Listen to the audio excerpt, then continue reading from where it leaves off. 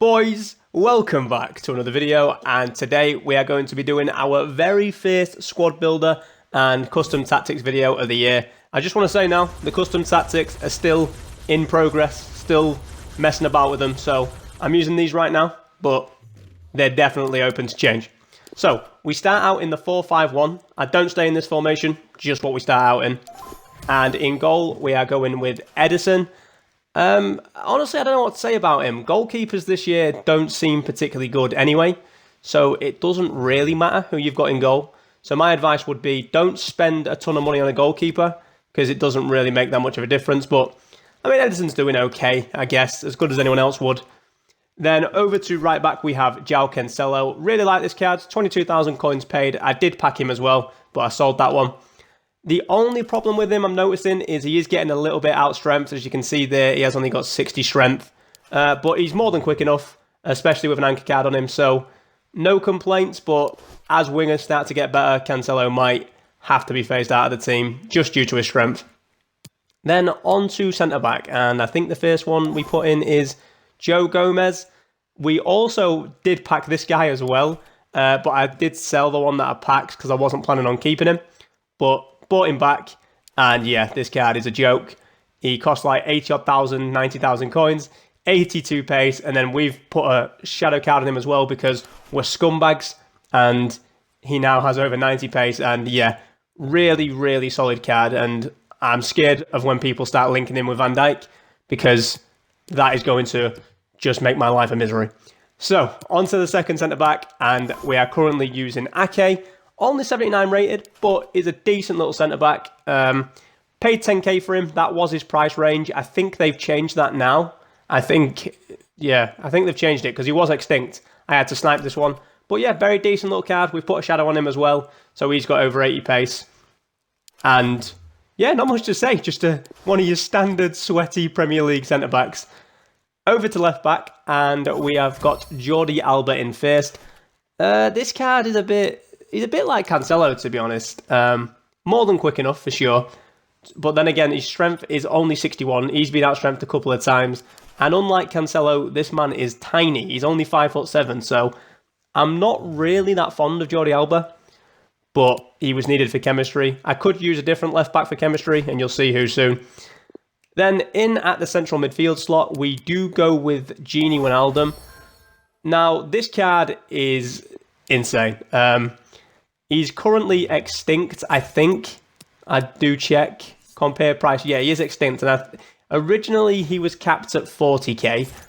And I think now EA have upped that to about 60k. Do just quickly check. Yeah, so... But he's still extinct because the card's stacked. I just look at it. It's got the 4-star skills, 4-star weak foot, plays in the Prem. He's a hard link to Van Dijk. And he's got greens literally, other than slide tackle, it is a green stat everywhere. So EA, I don't know what you're doing with this man. Of course he was going to be really expensive. High weight rates as well. And another one that we were able to pack. I've packed Wijnaldum, Gomez and Cancelo in this team so far. So not bad. Then at right mid, we do go with my boy Riyad Mahrez. If you know me, you know I've got a lot of love for this man. A little bit slow with only 83 pace, so we did chuck a hunter card on him. Obviously got the 5-star skill moves, which I love personally, and the 4-star weak foot. And like I say, yeah, he's not been bad. He'll definitely be a little bit better when he gets an Informer too, just so we can get that pace boosted a bit. And his left foot is insane, as you would expect. It's Riyad Mahrez.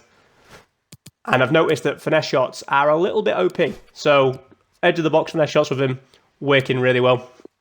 Then over to the other wing, and we have Ousmane Dembele. I'm sure a lot of you guessed this. 5-star, 5-star. The card is just broken. Suits the meta really well. It looks like weak foot is going to be pretty important again. Even though you can score with players with like 3-star weak foot, I've found it to be really important so far. And yeah, what can I say about him? La Liga, French, greens in all the important places. And I didn't actually use Ousmane last year when people used to say he was overpowered, so it's nice to get using him this year.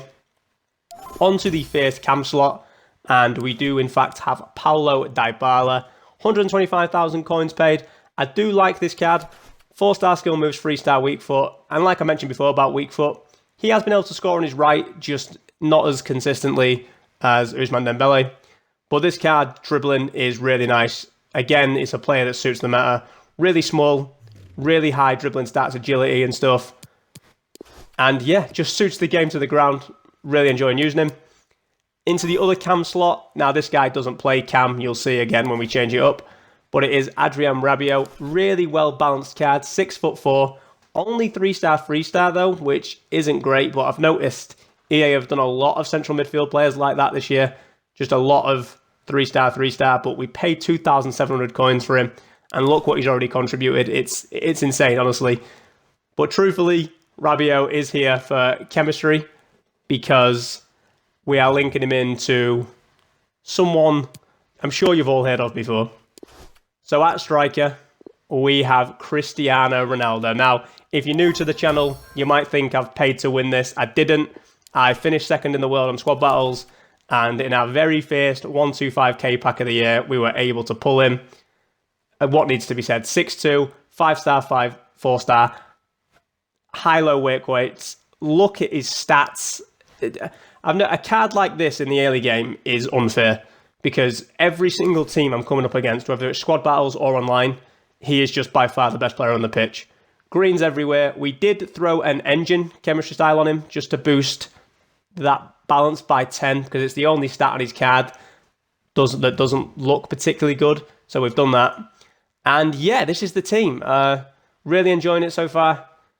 I can't believe I've got a team this good this early on. Squad battle rewards really paid out. And over to the custom.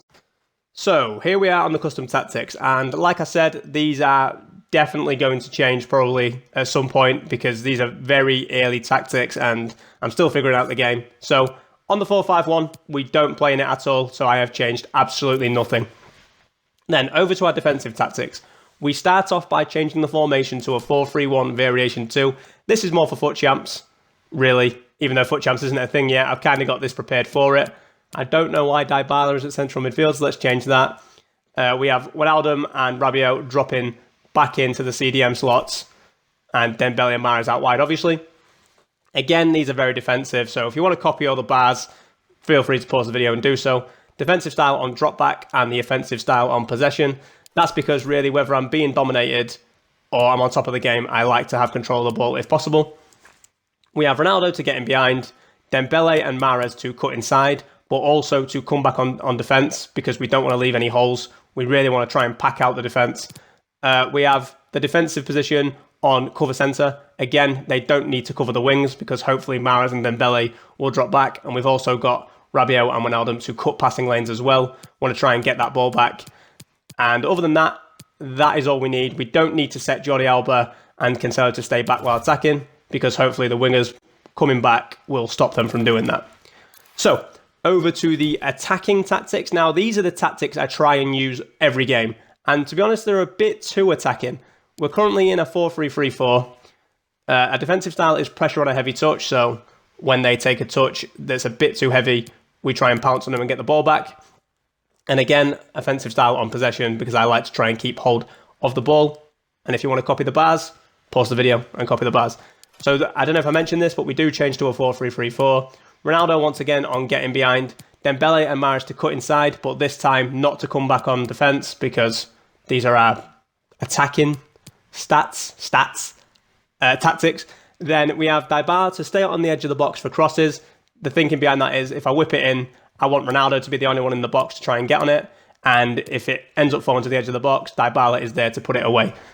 Then I put Wijnaldum and Rabiot on to cover the wings because now there is a space between the wingers and the fullbacks that would like cover him. And finally, we have Jordi Alba and João Cancelo on stay back while attacking because if you don't do that, then you end up with every single player bombing forward and that is just far too attacking, to be honest.